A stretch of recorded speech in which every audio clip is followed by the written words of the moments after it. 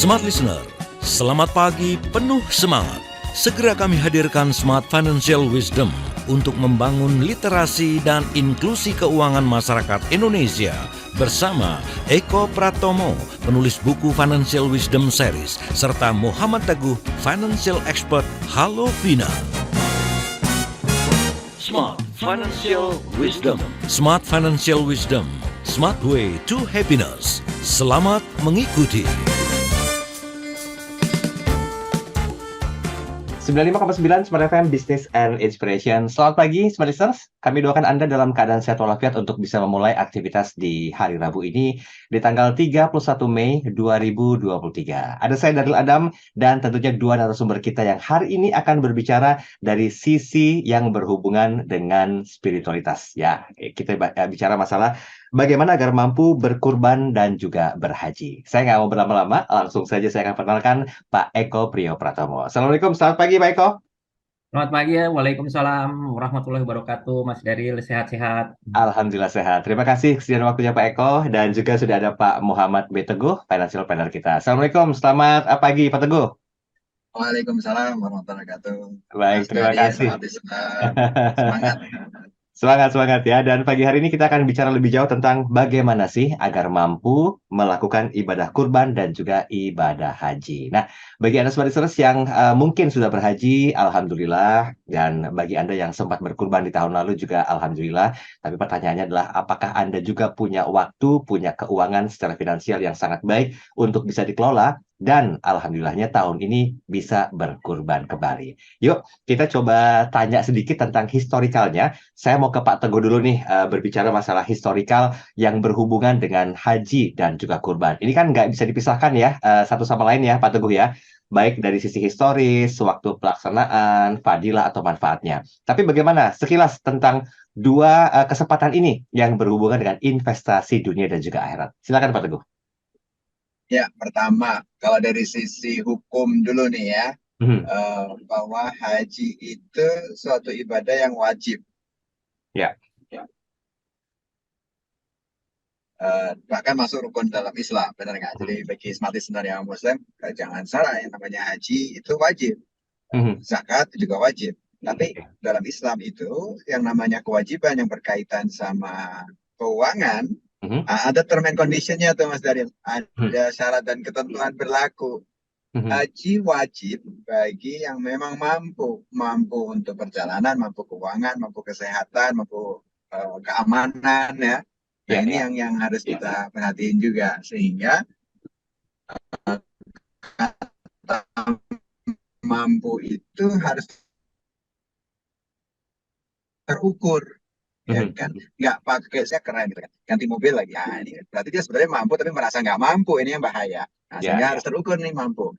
Secara historis sendiri itu kan kewajibannya haji itu sebenarnya sejak zaman Nabi Ibrahim, bukan hanya pada Nabi Muhammad, kemudian dikuatkan lagi pada zaman Nabi Muhammad yang diwajibkan kepada setiap muslim. Nah, historis dari kurban, nah ini yang menarik gitu kan, ini perintah.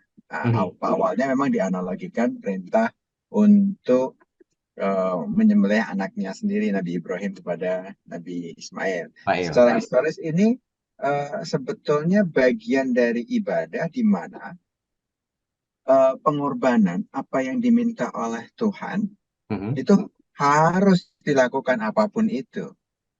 Nah, zaman dulu sebelum masanya Nabi Ibrahim, mereka menganggap bahwa mengorbankan anak itu adalah sesuatu hal yang memang ibadah yang harus dilakukan. Misalkan ini pandangan-pandangan pada zaman itu kan, harus dilakukan apapun yang diminta Tuhan, termasuk untuk menyembelih anak. Tapi kalau anak dikurbankan terlalu mahal, gitu kan, terlalu mahal ininya. Tapi kemudian Nabi Ibrahim mendapatkan perintah itu dan tetap melakukan, tetapi kemudian dihalangi bukan karena terlalu mahal, tapi karena manusia itu memiliki nilai yang bukan nilai secara material gitu kan, tapi mengenai hak untuk hidup dan sebagainya, maka digantilah dengan domba. Pada saat itulah maka diwajibkan adanya kurban kan gitu. Semangatnya adalah apa yang diperintahkan oleh Tuhan kita lakukan apapun itu, tetapi tidak untuk menghilangkan nyawa manusia misalkan gitu kan. Nah, berkaitan dengan hal itu, saat ini kita diwajibkan adanya kurban. Nah, tentu bagi yang mampu, paling nggak satu keluarga satu lah gitu kan. Kalau ataupun nggak masing-masing tentu bagus, tapi paling nggak Mas Dari sekeluarga gitu kan, menyembelih 1 ekor kambing atau 1/7 bagian dari sapi kalau di kita Ya. sekarang, misalkan gitu. Itu sih Mas Dari. Oke, baik. Ini saya baru minta gambaran singkatnya secara utuh dulu ya, sebelum nanti kita akan coba bahas lebih detail tentang hal tersebut. Saya mau ke Pak Eko. Pak Eko, kalau kita melihat dari apa yang disampaikan oleh mendengar dari apa yang disampaikan oleh Pak Teguh tadi kan dalam konteks spiritual dan juga historis agama ya. Nah, bagaimana sedikit saja sebelum kita break di sesi kedua nanti, boleh nggak kasih gambaran dari perspektifnya Pak Eko, kurban ini kalau kita melihat kedua ibadah ini dalam konteks finansial, bagaimana tanggapannya Pak Eko sendiri? Ya, jadi tadi Pak Teguh sudah menyampaikan bahwa ibadah kurban maupun ibadah haji ya itu Ya, adalah wajib. betul. Tetapi bagi yang mampu, jadi Ya. betul ada term and conditions-nya. Nah, perkara mampu ini memang khususnya ibadah haji itu Mhm, merupakan ibadah yang memang membutuhkan dana yang tidak sedikit ya, mhm, Mas, mhm. Mas daripada berkaitan dengan perjalanan yang jauh. Tapi kurban pun juga kita bisa lihat bahwa harga yang namanya domba, kambing atau sapi itu setiap tahun selalu naik ya karena ada inflasi. Oke. Nah, jadi keduanya itu kita mau berjuang atau enggak untuk memampukan diri ya, untuk bisa melaksanakan ibadahnya. Jadi jangan karena ada term and conditions bagi yang mampu, terus nanti Mhm. kita beralasan saya kan nggak mampu gitu. Padahal gajinya, ya, gaya hidupnya itu tidak bisa dibilang untuk tidak mampu. Jadi kalau Oke, menurut saya kata mampu itu menurut saya malahan memiliki konteks motivasi ya buat kita ya. kita perjuangkan dalam kehidupan ini menjadi salah satu tujuan kehidupan yang paling penting untuk bisa berhaji Aha. dan insya Allah kita itu nanti dimampukan ya walaupun Hmm. biaya itu cukup tinggi. Kira-kira gitu Mas Daril. Oke, berarti ini sebetulnya betul kata Pak Eko, bagian dari sebuah spirit motivasi ya Pak Eko ya. Kalau kita Betul. memang mampu, tapi belum menyatakan diri mampu secara finansial, ya terus aja berusaha agar nanti bisa dimampukan. Nah, tapi kan banyak orang yang menunda-nunda, alasan dengan uang belum cukup lah, segala macam lah. Ada juga yang fatal tuh, ya belum siap untuk berkorban karena belum ada kesiapan apa ya finansial. Ini kan pertimbangannya banyak nih Pak Eko, kita harus lihat faktanya ya. Bulan Juni itu Ya, ada masuk sekolah, otomatis biaya tambahan betul. segala macam, apa tahun ajaran baru lah, belum yang mungkin STNK mobil kendaraannya habis lah segala macamnya. Nah, Ya, sebetulnya secara umum Pak Eko, ya. apakah pengaturan keuangan ini perlu dilakukan dalam waktu dekat? Karena memang mengingat yang kayak gini tuh kan budgetnya nggak kecil ya Pak Eko, besar sekali gitu loh Betul. budgetnya. Nah, Betul. sekilas sebelum nanti arah pembicaraan kita akan menuju ke bagaimana pengaturan keuangan menyikapi dua momentum Ya. religi ini. Nah, memang Mas Daril kita sering membahas ya, ada pengeluaran rutin yang Hmm, bulanan, ada pengeluaran rutin yang tahunan. Pengeluaran Oke. rutin tahunan itu adalah tadi bayar pajak, PBB, STNK, anak sekolah misalnya ya kalau Ya, ya. kebetulan eh, apa harus membayar uang kuliah misalnya ya. Kita rutin tahunan misalnya. Nah, rutin tahunan ini Mas Daril itu harusnya disiapkan paling tidak setahun sebelumnya. Ya, jadi itu yang akan memudahkan. Jadi kita harus mengupayakan untuk tahun depan itu, untuk biaya-biaya rutin tahunan, kita tuh sudah tahu sekarang, sehingga kita bisa mempersiapkan dengan nyicil ya, nyicil tabungan tinggal dibagi 12 saja Mas Daril. Jadi misalnya kalau Oh. eh, berapa nih biaya kurban itu 2,4 juta, ya Mhm, kalau bagi 12 kan 200.000 sebulan ya. Itu mhm, mhm, untuk yang kurban biaya tahunan itu kita cicil selama 1 tahun. Nah, mhm, lain kalau untuk haji. Haji itu kan sekali seumur hidup ya. mhm, mhm. Artinya sekarang aja katanya kalau untuk UNH itu bisa di atas 15 tahun Mas Daril untuk Ya. antrinya. Mhm, Artinya apa? Kita punya waktu loh 15 tahun untuk mencicil gitu ya. mhm, Nah, mhm. jadi menurut saya dengan adanya financial planning itu sangat memungkinkan mereka yang sudah memiliki pendapatan lah ya. Banyak kok kasus-kasus orang yang pedagang kecil ya tukang bubur misalnya gitu Ya, ya atau ya. mereka yang eh, penghasilan UMR mampu kok untuk bisa berhaji kalau memang disiplin dilakukan perencanaan jauh-jauh hari. Oke, baik. Kita akan sebentar informasi sampai di situ. Nanti kita sambung lagi di sesi kedua karena ini konteks judulnya adalah bagaimana agar mampu berkurban dan juga berhaji. Nah, dua momentum spiritual ini memang identik dengan biaya yang besar, waktu yang perlu dipersiapkan, belum lagi kesiapan secara fisik, jasmani, rohani, dan juga mental. Nah, tapi di balik itu ada satu bentuk pengaturan finansial yang perlu juga diperhatikan. Sekali lagi, bersyukur buat Anda Smart Listeners yang mungkin sudah berkesempatan berhaji dan sudah berkesempatan untuk bisa berkurban di tahun lalu. Semoga sih kami doakan ya, tiba-tiba dimampukan untuk berkurban di tahun ini. Amin ya, Pak Eko dan juga Pak Teguh ya. Nah, Amin. yang masih terus belajar, sesaat lagi kita akan coba bahas tentang besarnya biaya kurban. Ini sebenarnya sifatnya wajib atau sunnah sih. Terus bagaimana caranya agar kita mampu untuk melakukan paling tidak ibadah kurban. Kita bahas setelah jeda iklan komersial berikut ini. Tetap bersama kami. Tetaplah dalam Smart Financial Wisdom bersama Eko Pratomo, penulis buku Financial Wisdom Series, serta Muhammad Teguh, Financial Expert. Halo Vina. Smart FM, the spirit of Indonesia, part of Kompas Gramedia Radio Network.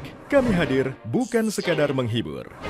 Kami hadirkan berbagai program berkualitas, membuka wawasan, menginspirasi, dan menguatkan, melewati berbagai krisis dan situasi penuh tantangan. Menjadi panduan pengambilan keputusan bagi para CEO, direktur, manajer, profesional, dan pelaku bisnis di berbagai bidang dengan SIS AB+, serta rentang usia 25 hingga 45 tahun. Agar bisnis dan karir yang dibangun berkembang serta melaju seiring perkembangan zaman, dijalankan sepenuh hati, penuh kecintaan, tanpa kehilangan jati diri, selalu memiliki pandangan terbuka dan luas. Smart FM Network hadir untuk Anda di sejumlah kota di Indonesia. Jakarta, Yogyakarta, Surabaya, Medan, Palembang, Pekanbaru, Banjarmasin, Balikpapan, Makassar, dan Manado. Menjangkau Anda melalui berbagai platform digital dan media sosial, streaming, podcast, YouTube, Instagram, Facebook, dan Twitter. Meningkatkan peluang produk dan jasa Anda semakin dikenal, dipercaya, dan dipilih konsumen cerdas. Dengan dukungan tim activation kami yang kreatif dan profesional, jaringan yang luas, serta kolaborasi dengan unit Kompas Group of Media lainnya, kami merupakan mitra yang tepat untuk membangun brand awareness produk Anda. Smart FM mendukung pertumbuhan serta kemajuan karir dan bisnis Anda. Smart FM, the spirit of Indonesia.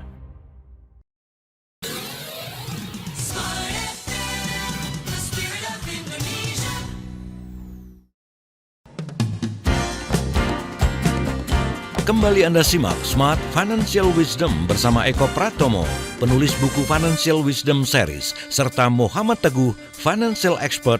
Halo Vina. Baik, terima kasih Anda masih terus bersama kami dalam program Smart Financial Wisdom bersama dengan Pak Eko Priyo Pratomo dan juga Pak Muhammad Bagus Teguh, financial planner kita hari ini.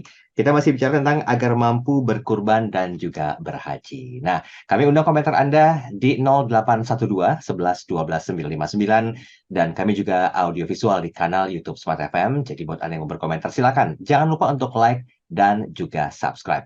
Nah, hari ini kita akan coba fokus tentang gimana agar mampu berkurban dan juga berhaji. Saya mungkin mau ke Pak Teguh dulu. Pak Teguh, kalau tadi kita disampaikan dan juga sudah dijelaskan dari Pak Eko juga menambahkan, Pak Teguh memberitahukan juga esensi atau makna mengapa kita perlu berkurban dan juga berhaji di luar konteks finansial. Ini kan berhubungan dengan perintah agama ya, Pak Teguh ya.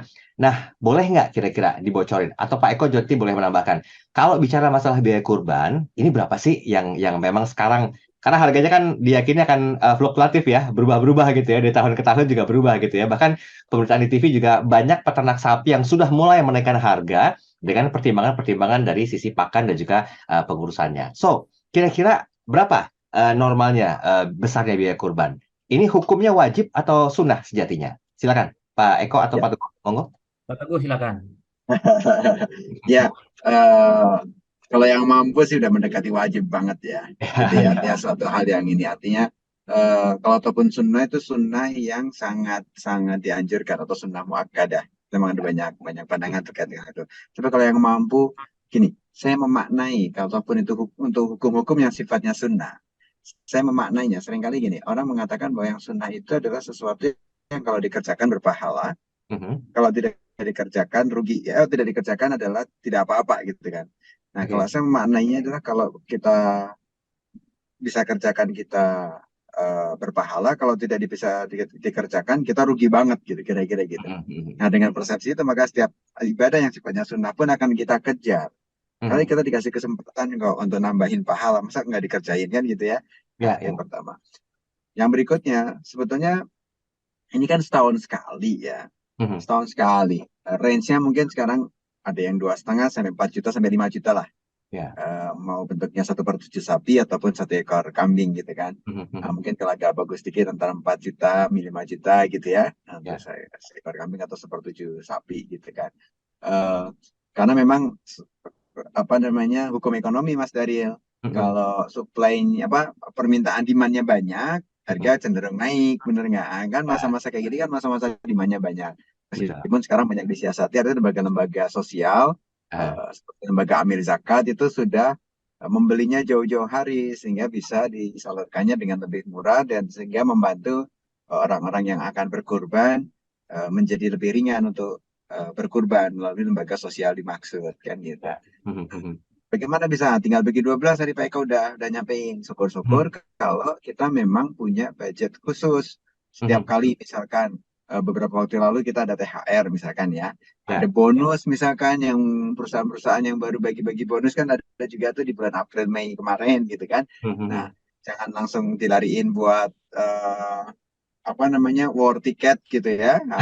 Masa war ticket bisa terus kurban kagak kan malu gitu sama Tuhan, nggak mau Allah Subhanahu wa taala malu kita. Jadi ya jangan masalah itu war ticket meskipun nggak dapat tapi kan udah nge-war, berarti artinya udah ada alokasi dana dong.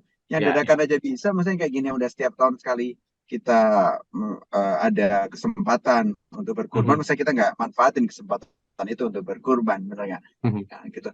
Ini kan tunggangan kita di akhirat, di Indonesia, di dunia aja kita cari tunggangan yang keren, bener nggak? Gitu. Meskipun ada anomali tuh terkait sama mobil, bener nggak? Orang-orang tuh kalau Mas Daryl gitu ya, pengen kan ya punya mobil yang keren kan? Bener nggak? Cowok banget lah ya. Nah, ketika punya mobil yang keren itu berasumsi bahwa orang akan melihat, oh orang yang duduk di dalamnya orang yang keren, orang yang mampu gitu kan. Padahal ada anomali di sana. Anomalinya adalah orang yang melihat mobil bagus itu bukan melihat bahwa orang yang dibalik kemudinya itu keren atau yang punya itu keren, enggak. Orang yang lain yang melihat mobil keren itu, wah kalau saya mampu saya akan beli mobil itu gitu. Jadi sama sekali nggak memandang orang yang ada di dalamnya, bahkan nggak akan nungguin orang yang keluar dari mobil siapa. Kalau takut dari mobil siapa ya bodoh amat. Nah kalau saya punya uang saya juga pengen beli mobil itu. Ini kan anomali nih, orang yang punya mobil itu menganggap orang lain merasa orang kita ini keren, padahal orang yang ngelihat kita enggak juga. Ini apalagi ini tunggangan yang keren untuk di akhirat nanti gitu kan. Nah ini juga semoga bisa jadi motivasi dan itu juga bukan numbers yang gede kok gitu. Karena apalagi kalau kita siapin 1 tahun sebelumnya atau jauh-jauh hari atau pas saat dapat bonus, nah ini kita bisa allocate sehingga kita bisa memanfaatkan ini momentum yang bagus ini untuk mempersiapkan kendaraan di hari kemudian gitu Mas Daryl. Iya. Ini sebenarnya bahasan ini sering kita ulang-ulang ya Pak Teguh ya. Dari mulai pertama kali program Financial Wisdom ini ada di Smart FM tentang bagaimana mengelola keuangannya agar semua tujuan yang berhubungan dengan masa depan, baik mungkin jangka pendek, menengah hingga jangka panjang itu bisa tercukupi. Oke, baik. Terima kasih Pak Teguh. Saya minta Pak Eko boleh berkomentar Pak Eko. Kalau kita melihat tentang biaya besarnya biaya kurban itu kan starting kalau kabarnya cuma dari 2,4 juta ada, 2,7 juta juga ada, sampai yang paling bagus tuh misalnya 5 jutaan gitu ya. Tapi kan banyak orang yang ngerasa, aduh sayang banget duit itu. Ya pertimbangannya tadi, bahwa ke depan ada biaya ini, anak sekolah harus bla bla segala macam. Nah, gimana Pak Eko? Ya, jadi itu kenapa Mas Daryl, kalau kita bicara biaya rutin tahunan, ya itu kalau kita tidak mempersiapkan itu kelihatannya besar, ya sehingga kita muncul godaan untuk bilang, aduh ini duitnya masih harus dipakai buat yang lain gitu. Karena kita tidak mengkhususkan Ah, membuat tujuan bahwa saya harus berkurban nih, ya. Dan oke. itu kalau dilakukan sekaligus, kita Mhm, belum ada persiapan, mhm. ya. Mas Dari kalau ada tabungan lah misalnya ya, tabungannya berapa? 10 juta apa 5 juta, diambil 3 juta kan terasa banget gitu ya. Iya, betul. Karena karena kita ngelihatnya angkanya itu besar. Mhm, Tapi kalau kita sudah meniatkan, tahun lalu kita meniatkan, oh tahu ya, nggak usah yang 5 juta lah, yang 2,4 juta juga ada gitu ya Mas Yaril mhm, ya. mhm, Nah mhm, kalau gitu 2,4 juta itu kan saya belum ada duitnya, mhm. ya. Tapi kalau saya nabung, ya nggak usah minum kopi lah sebulan Mhm. 4 kali gitu ya. Nggak usah minum kopi sebulan 4 kali itu Heeh. 200 ribu loh Mas Daril. Iya, dua iya. ratus ribu dikali 12 itu Heeh. 2,4. Karena kita Ah, membangun 2,4 itu dari 200, mhm, mhm. kita itu tidak akan merasa berat karena kita sudah ingin mengeluarkan 2,4 itu dan kita berjuang untuk mendapatkan 2,4 itu. Jadi beda kalau kita nggak mempersiapkan Ya, tabungan saldo yang 5 juta itu dipotong 2,4 juta itu 50% kekayaan kita hilang gitu. yes, betul, betul. Iya, benar juga ya.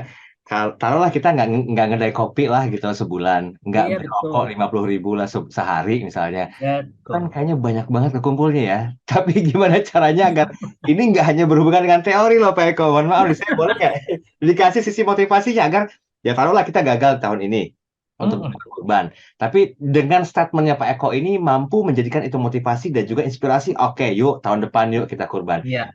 Seperti apa yang perlu dilakukan Pak Eko? Ya itu tadi Mas Daril, oke lah sekarang dimaafkan, tapi eh, jangan kayak keledai ya, Dungunya terjerumus berkali-kali ya. pada lubang yang sama. Ya kalau sekarang dimaafkan karena ada mau bayar sekolah ya, Betul, ya. tapi niatkan, dan the power of niat itu luar biasa Mas Daril. Ya Oke. kalau kita sudah niatkan, ya kita janji sama Allah dan doa sama Allah, Ya. saya akan mengorbankan nggak ngerokok sekian untuk menyisihkan 200 ribu. Saya ingin mengorbankan tidak ngopi hanya untuk bisa menyisihkan 200 ribu. Mhm. Itu insya Allah dimudahkan. Ya, Ya, ya. sebulan 200 ribu sebulan. Jadi disisihkan, betul-betul disisihkan. Kalau kita disiplin, saya yakin pasti bisa tahun depan Mas Daril berkorban. Amin, amin. Mudah-mudahan ya. Dan doanya juga boleh diubah gitu ya. Ya Allah, semoga ada rezeki nomplok lainnya gitu. Nah, Tiba-tiba itu dia. berkurban tanpa harus nggak boleh nggak ngerokok. Betul, betul. Oke, baik, Saya baik. tahu kok, suruh suruh ngeberhenti orang rokok itu jauh lebih susah, Mas Daril. Betul. Iya, Pak Eko, betul. Itu sarana inspirasi dari publik tuh ya. Baik, baik. Kita akan break sejenak. Nanti kita akan coba rubah skenarionya. Kalau dikatakan ini merupakan sebuah ibadah yang malu dong. Mobil punya, motor punya, anak gaya hidupnya juga oke. Tapi kok kurban aja nggak mampu sih? Nah, dari sini banyak orang yang menggunakan beragam cara. Misalnya, berkurban dengan menggunakan pinjaman atau cicilan, tarik tunai lah, segala macam. Gimana sih hukumnya? Kita lihat dari dua perspektif dan apa sih pertimbangan yang harus dilakukan nanti. Nanti itu Pak Eko yang akan memberikan pemaparannya. Di sesi ketiga, tetap bersama dengan kami. Tetaplah dalam Smart Financial Wisdom bersama Eko Pratomo, penulis buku Financial Wisdom Series, serta Muhammad Teguh, Financial Expert. Halo Vina. Smart FM, the spirit of Indonesia. Part of Kompas Gramedia Radio Network. Kami hadir bukan sekadar menghibur. Kami hadirkan berbagai program berkualitas, membuka wawasan, menginspirasi, dan menguatkan, melewati berbagai krisis dan situasi penuh tantangan.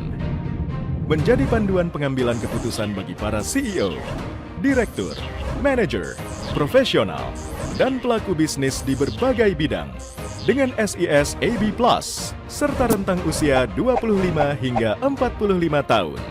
Agar bisnis dan karir yang dibangun berkembang serta melaju seiring perkembangan zaman, dijalankan sepenuh hati, penuh kecintaan, tanpa kehilangan jati diri, selalu memiliki pandangan terbuka dan luas. Smart FM Network hadir untuk Anda di sejumlah kota di Indonesia. Jakarta, Yogyakarta, Surabaya, Medan, Palembang, Pekanbaru, Banjarmasin, Balikpapan, Makassar, dan Manado. Menjangkau Anda melalui berbagai platform digital dan media sosial, streaming, podcast, YouTube, Instagram, Facebook, dan Twitter. Meningkatkan peluang produk dan jasa Anda semakin dikenal dipercaya, dan dipilih konsumen cerdas. Dengan dukungan tim activation kami yang kreatif dan profesional, jaringan yang luas, serta kolaborasi dengan unit Kompas Group of Media lainnya, kami merupakan mitra yang tepat untuk membangun brand awareness produk Anda. Smart FM mendukung pertumbuhan serta kemajuan karir dan bisnis Anda. Smart FM, the spirit of Indonesia.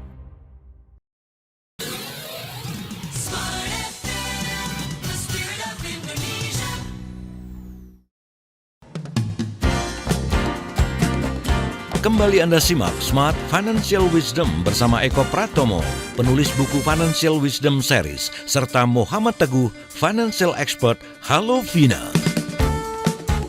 Oke, terima kasih Anda masih terus bersama kami dalam program Smart Financial Wisdom bersama dengan Pak Eko Priyo Pratomo dan juga Bapak Muhammad Bagus Teguh ya. Bagaimana agar mampu berkurban dan juga berhaji. Nah, kalau berhaji kayaknya terlalu jauh lah angan-angan kita untuk nguber di tahun ini karena memang persiapannya tuh nggak semudah itu gitu loh.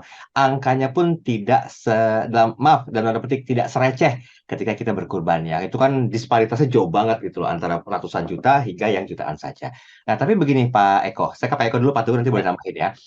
Ada orang yang terinspirasi mungkin mendengar statementnya Pak Eko dan juga Pak Teguh, oh iya ya, saya harus kurban nih, saya mampu, gaya hidup juga oke, anak-anak keluarga semua tidak ada kekurangan, tapi kok dananya kurang nih ya.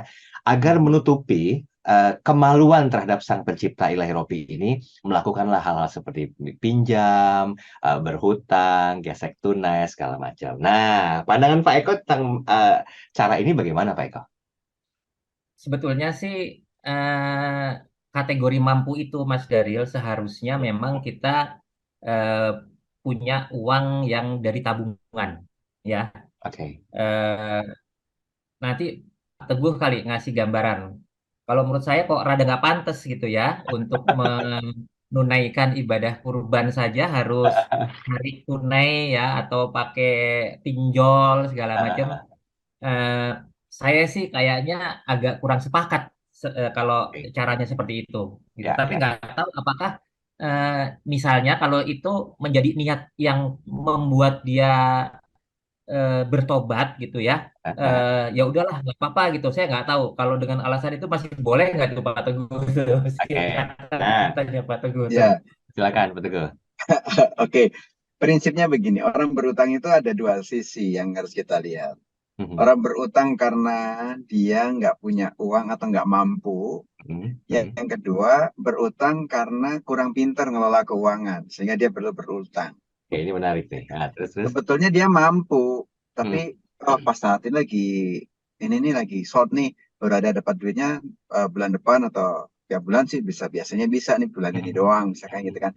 Perlu ada bridging. Nah, kalau kayak gitu nggak ada masalah. Artinya dia masuk kategori mampu sebetulnya, tapi karena sekarang lagi short aja, lagi bokeh aja gitu, tapi secara overall dia mampu. Nah, kayak gitu boleh minjem ke Pak Eko misalkan gitu, atau minjem ke orang tua gitu ya. Nah, tapi juga harus diperhatiin, jangan minjem ke yang ada unsur ribanya. Nah, ini mau tobat di satu sisi, tapi kena kejeblos di sisi yang lain, benar nggak? Ya jangan pinjol yang kayak gitu kan. Ada pembiayaan yang sesuai dengan prinsip syariah misalkan, atau pinjam ke orang tua, ke teman, ke saudara, ke apa yang bridging untuk jangka waktu pendek. Tapi juga jangan zolimin keluarga. Kita pinjemin terus nggak bisa bayar, kacau juga tuh, ya kan, benar nggak? Ya, Gitu. ya. Jadi harus juga proper dalam ketika kita meminjam itu, ya berniat untuk mengembalikan sesegera mungkin kan, hukumnya harus buru-buru tuh mengembalikan pinjaman itu gitu ya. Oke.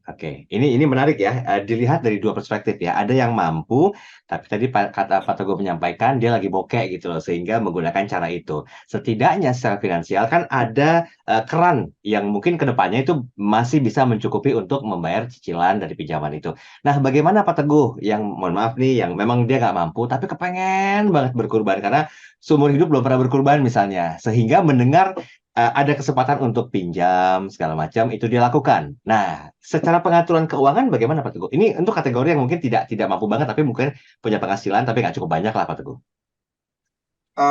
Punya penghasilan tapi nggak cukup banyak dan dia bisa nyisihin setiap bulan.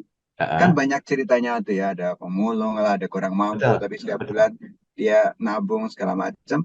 yaitu ada suatu keutamaan, suatu privilege, suatu hal yang utama buat dia. Meskipun dia sejatinya nggak harus, tapi dia berupaya sekuat tenaga sehingga dia menjadi mampu.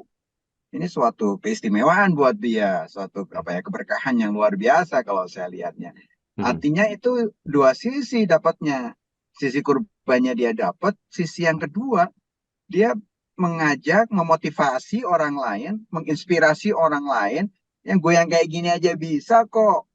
Masa kalian yang motornya keren gitu ya, sepatunya keren gitu kan, tiap kali ada lari pagi kaosnya baru gitu misalkan gitu ya, nggak mampu kan ya, memotivasi, pahalanya jadi double tuh orang tuh, dapat pahala kurbannya, dapat pahala menginspirasi orang-orang yang lebih mampu dari dia, yang mungkin kurang mampu amat. Jadi itu suatu privilege lah, suatu terus keistimewaan buat dia gitu, Mas. Jadi ini sebenarnya sentilan juga sih ya sebetulnya ya. Ayo yang mampu berkurban, jangan 1001 alasan gitu ya. Gimana Pak Eko, mau menambahkan? Silakan. Gini, Mas Daryl, saya teringat ya, dulu tuh waktu pertama kali belajar baca Quran tuh saya tuh sangat tertatih-tatih gitu ya. Tapi kemudian terinspirasi bahwa orang yang belajar Quran dengan tertatih-tatih karena sulit ya, tapi dia terus berusaha, itu seperti kata Pak Teguh, pahalanya dua, pahala baca Qurannya sama pahala kegigihannya gitu. Nah ini sama nih Mas Daryl. Jadi orang-orang yang bahkan misalnya ya karena nggak mampu harus nabung 200.000, nggak mampu, dia nabungnya cuma 50.000. Jadi baru dapat bisa berkurban itu dalam 4 tahun, Mas Daril. Itu saya rasa ya kalau dia bersungguh-sungguh itu mungkin pahalanya jauh lebih besar dari sapi 1 ton, Mas Daril. Amin, amin, amin.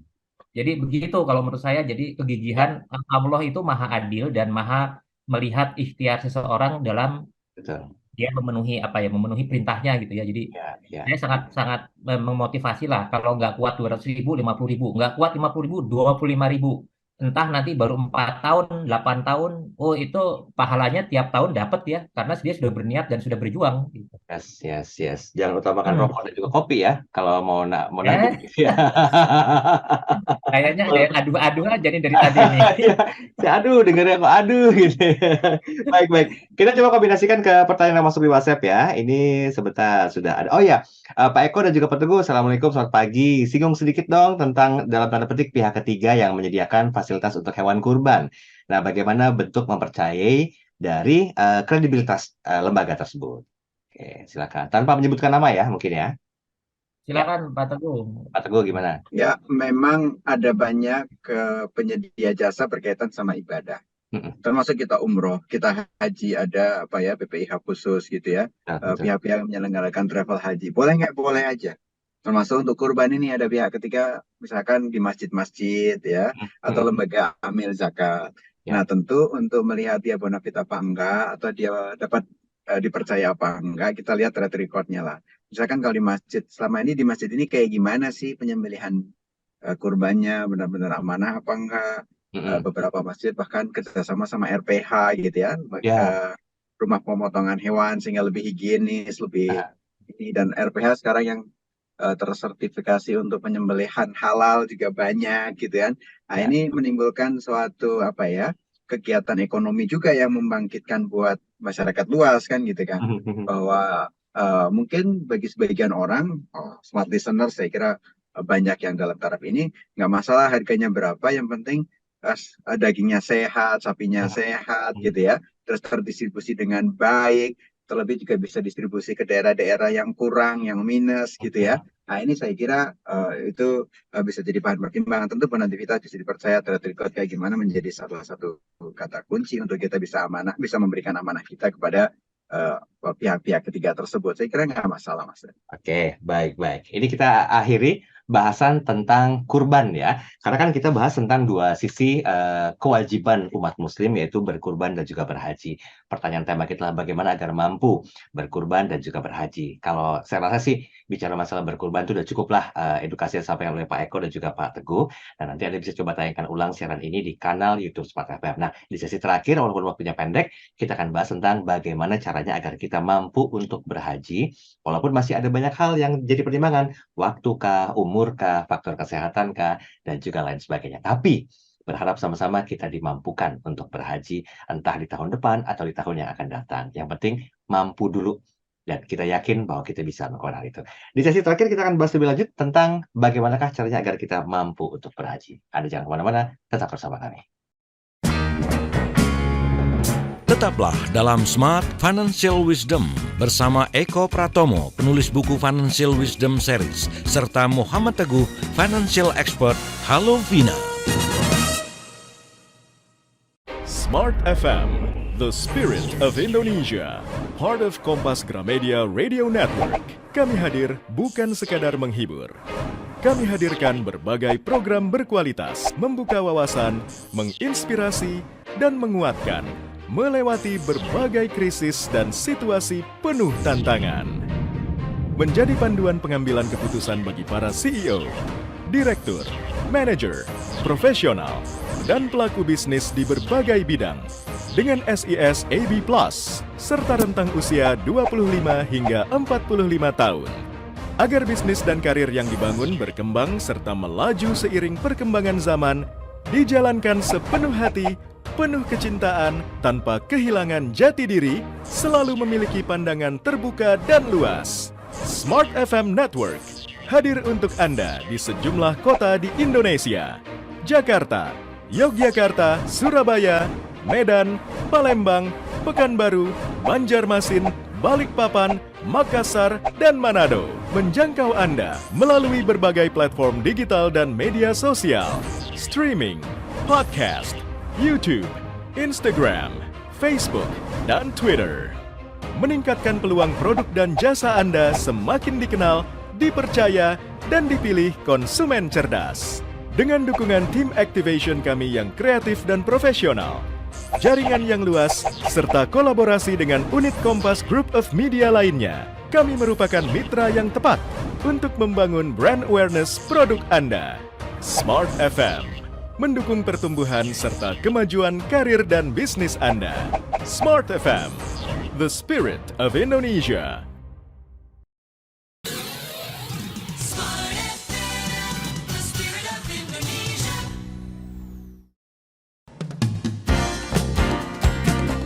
Kembali Anda simak Smart Financial Wisdom bersama Eko Pratomo, penulis buku Financial Wisdom Series, serta Muhammad Teguh, Financial Expert. Halo Vina. Baik, terima kasih Anda masih bersama kami dalam program Smart Financial Wisdom bersama dengan Pak Eko Priyo Pratomo dan juga Pak Muhammad Bagus Teguh tentang bagaimana agar mampu berkurban dan juga berhaji. Nah, di 3 sesi awal, saya memang fokus ke hal yang kecil ya, investasinya yang kadang-kadang setannya banyak gitu ya. Ngapain sih kurban di tahun depan aja? Ingat anak mau sekolah, ingat STNK belum dibayar, ingat KPR segala macamnya. Sehingga urung tuh niatnya. Apalagi hal yang besar berhubungan dengan haji. Mungkin simpel saja untuk sedikit membuat bridging tentang haji ini. Kalau boleh tahu, Pak Eko dan juga Pak Teguh, berapa sih kisaran biaya haji yang membuat orang tuh harus rela nabung puluhan tahun, bahkan ada juga pemberitaan yang saya baca hingga belasan tahun loh, dan akhirnya mampu berhaji juga, alhamdulillah. Baik, Ya, Kok, Mas Dery, silakan, jadi Baik, Kok. Pak Eko, gimana? haji itu saya coba browsing ya, biaya haji yang dilaksanakan oleh pemerintah itu yang harus ditanggung. Jadi ada 2 nih Mas Daril, yang tanggung sendiri sama yang dibantu pemerintah, yang sebetulnya adalah hasil dari manfaat investasi yang dilakukan oleh pemerintah. Kan kita harus nabung nih Mas Daril ya. Ya, ya. Kalau modelnya kita harus daftar, kemudian kemungkinannya itu misalnya 10 tahun. Dan kita nyicil kan, di depan itu kita mesti bayar, kemudian dananya itu yang dibayarkan oleh calon jemaah haji sampai nanti kita itu bisa berangkat haji, dapat giliran, itu diinvestasikan. Nah, yang sekarang bisa berangkat ini Mas Daril, itu total biaya yang dikeluarkan pemerintah itu sekitar 90 juta. Ya. Biayanya ya untuk satu orang. Nah, yang ditanggung oleh kita, yang kita nabung, kita nyicil selama 10 tahun gitu misalnya, itu adalah sekitar 50 juta. Ya. Oke. Jadi yang 40 juta itu adalah hasil pengembangan investasi yang dilakukan oleh BPKH. Gitu. Nah, jadi kalau yang haji biasa lah ya ini, kita paling tidak itu sekarang ini butuh 50 juta. Nah, pertanyaannya, kalau saya berniat sekarang, kan mungkin baru akan 15 tahun dari sekarang ya, kita akan pergi. Ya, ya. Itu tentunya nanti kan ada inflasi yang sekarang biayanya 90 juta, mungkin 15 tahun lagi bisa 2 kali lipat atau bahkan bisa 3 kali lipat tergantung dari ya, karena kan sebetulnya biaya haji ini kan bukan pakai rupiah ya. Jadi kalau pakai dolar misalnya ya atau Ya, pakai real misalnya, ya. itu akan ada inflasi yang bisa lebih besar karena ada perubahan nilai tukarnya gitu. Nah, jadi bayangan aja lah sekarang itu adalah 50 juta ya yang harus ditanggung oleh masyarakat ya. Artinya kita harus mempersiapkan dana sekitar 50 juta tapi harus nanti dilakukan perhitungan karena adanya inflasi ya. Kira-kira seperti itu Mas Daryl. Oke, baik, baik. Jadi ini sebenarnya gambaran besarnya saja ya tentang biaya ibadah haji yang sekarang memang sudah ditetapkan oleh pemerintah, walaupun nilainya bisa berubah. Turun sih nggak mungkin, tapi naik pasti iya ya di tahun depan ya. Oke, saya sama mungkin pertanyaan dengan Pak Eko tadi di sesi pertama, kedua, dan juga ketiga. Tadi saya menanyakan tentang bagaimana caranya kita mampu mengelola keuangan untuk berkurban. Nah, bagaimana dengan berhaji sendiri nih? Bagaimana cara pengelolaan keuangannya, Pak Teguh? Silakan. Ya, haji itu kan kewajiban sekali seumur hidup sebenarnya. Jadi seumur hidup ini merupakan suatu hajatan besar lah dalam hidup kita. Sehingga memang harus kita prepare jauh-jauh hari. Nah, jika Anda memilih untuk menggunakan fasilitas yang diberikan oleh pemerintah berupa pembayaran ibadah haji, pendaftarannya sekarang 25 juta. At least Anda sekarang punya perencanaan keuangan untuk nyiapin 25 juta. Ya. Untuk satu orang. Kalau mau jalan berdua sama pasangan berarti kan 50. Kejar dulu 50 itu untuk Anda terdaftar. Nah, habis itu kan masa tunggunya cukup panjang. Ada yang 20 tahun, ada yang 25, ada yang 18, macam-macam masa tunggu itu. Nah, pada saat itu jangan lupa Anda mulai investasiin juga untuk nyiapin itu. Tadi Pak Eko menyampaikan, sebetulnya dibayarkan oleh pemerintah itu jauh lebih tinggi daripada sekarang 49. Sebutlah 50 juta, katakan gitu kan. Kalau Anda udah daftar 25, berarti kan harus nyiapin 25 lagi. Walaupun dengan harga sesungguhnya, misalkan sampai 90 juta, misalkan gitu ya. Nah, berarti Anda harus ngejar juga. Siapa tahu di kemudian hari, benar-benar dari nilai pengembangan dana kita. Kalau nilai pengembangan dana kita bisa cepat, ya mungkin kita nggak perlu nambah. Tapi kalau sesuai dengan nilai pengembangannya itu nggak begitu cepat, maka kita perlu nambah juga cukup signifikan. Maka masa tunggu itu dimanfaatkan untuk kembali berinvestasi, menyisihkan dari income kita. Artinya, nggak mungkin masuk ke masa tunggu kalau kita nggak daftar. Target sekarang siapin dulu 25 jutanya atau 50 jutanya, tiap kali ada uang, tiap kali ada bonus, tiap bulan, tiap kali gajian Anda sisihin. Karena ini hajat hidup kita dalam hidup cuma sekali, gitu kan. Masa nggak kita siapin amat dari sekarang, cuma sekali doang yang wajibnya, kan gitu Mas Heri.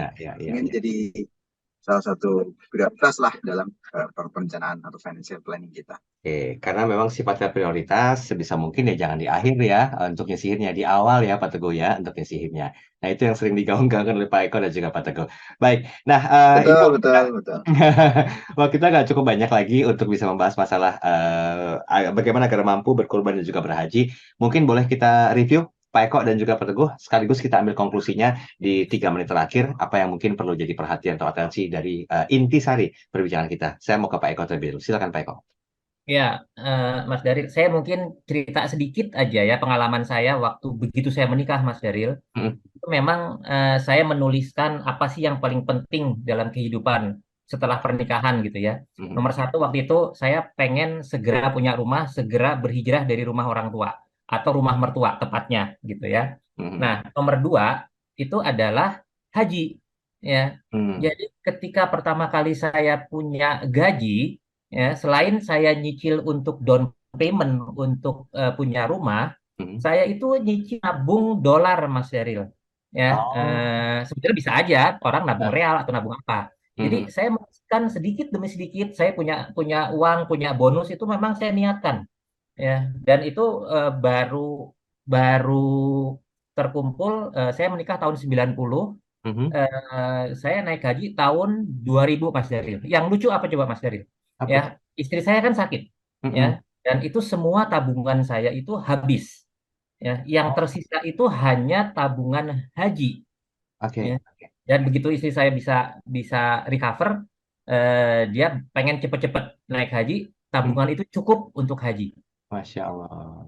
Jadi niat itu menurut saya nomor satu, dan niat itu harus dilakukan dieksekusi. Jadi eksekusi, niat tanpa eksekusi juga nothing gitu sebenarnya. Ya, baik, dapat poinnya tuh ya. Pak Teguh, silakan 2 menit terakhir. Ya, tambahan aja. Ya. Nambahin dari Pak Eko. Niat tanpa eksekusi nothing. Planning tanpa implementasi juga nothing. Jadi sudah bikin perencanaannya, tapi nggak diimplementasiin, nggak dijalanin. Tiap bulan lupa mulu. Lebih suka nge-war tiket misalkan gitu ya. Lebih suka browsing-browsing di perusahaan-perusahaan penerbangan misalkan gitu ya, untuk cari tiket murah buat healing ya kan, buat self reward lah. Jangan lupa kita punya satu hajatan besar dalam hidup kita, yaitu untuk kita bisa pergi haji. Amin. Dan setiap tahun kita tetap bisa berkurban dan menjalankan kewajiban-kewajiban ibadah lain yang sifatnya materi, sehingga kita bisa sempurna dalam menjalani hidup kita ini, gitu Mas Adan. Betul, harus ada keseimbangan antara aktivitas dunia dan juga akhirat ya, karena di sana pun nanti kita akan menemukan satu hal yang abadi. Allah, ini luar biasa bahasannya. Pak Eko, terima kasih banyak hari ini kesediaan waktunya. Pak Teguh juga terima kasih banyak, dan ini sebenarnya akhir dari perbincangan kita hari ini, tapi jangan khawatir, kita masih akan terus mengedukasi, meliterasi dari sisi keuangan tentang bagaimanakah mengelolanya untuk mendapatkan sebuah tujuan, dan juga termasuk yang berhubungan dengan haji dan juga kurban. Semoga dari apa yang disampaikan ini mampu memotivasi kita membuat perencanaan, melakukan sebuah eksekusi, dan menikmati prosesnya sampai tujuan mulia tersebut bisa kita dapatkan. Berharap sih paling tidak tahun depan ya semua bisa tereksekusi dengan sangat luar biasa. Terima kasih untuk Anda semua. Video ini kami simpan rapi di kanal YouTube Smart FM. Jangan lupa untuk like dan juga subscribe. Saya Darul Adam. Saya Eko Pratomo. Saya Muhammad Teguh. Smart Financial Wisdom. Smart way to happiness. Anda baru saja menyimak Smart Financial Wisdom untuk membangun literasi dan inklusi keuangan masyarakat Indonesia bersama Eko Pratomo, penulis buku Financial Wisdom Series, serta Muhammad Teguh, Financial Expert Halo Vina. Smart Financial Wisdom, Smart Way to Happiness. Terima kasih dan sampai jumpa.